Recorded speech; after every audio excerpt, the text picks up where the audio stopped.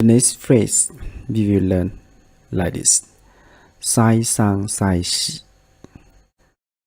再三再四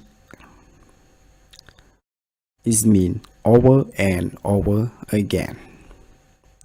Sai is mean do again. Sang is three. Sai is again. Shi is four. It mean four. So 3, 4, which means do again and again, right? That means something that you do again, and maybe you already tell your friends, you already told your friends before, but he or she still do the same thing over and over again. So in the case like this, you can use the phrase 再三再四 to help explain the sentence and the situation. So let's see some sample in here. In this sample, we have the sentence like this. This say 再三再四ダイエット宣言をしているが、未だに成功したことがない。再三再四ダイエット宣言をしているが、未だに成功したことがない。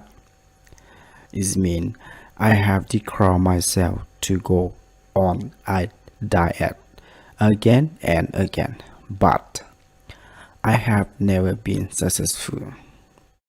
This means that you declare or you tell other people, such as your friend, your family, your parents, that you will do diet for many times, but you just do but not successful, because when you do a diet, but after a moment you still eat too much, so you cannot reduce your heavy and you get fat, right? So in this case like this means you try to do but not successful, so you can say over and over or again and again. 再三再四ダイエット宣言をしているが which means I declare many times, right? Many again and again that I will do the diet, right?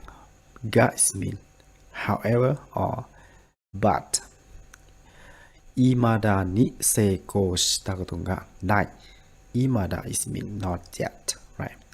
成功 is mean successful.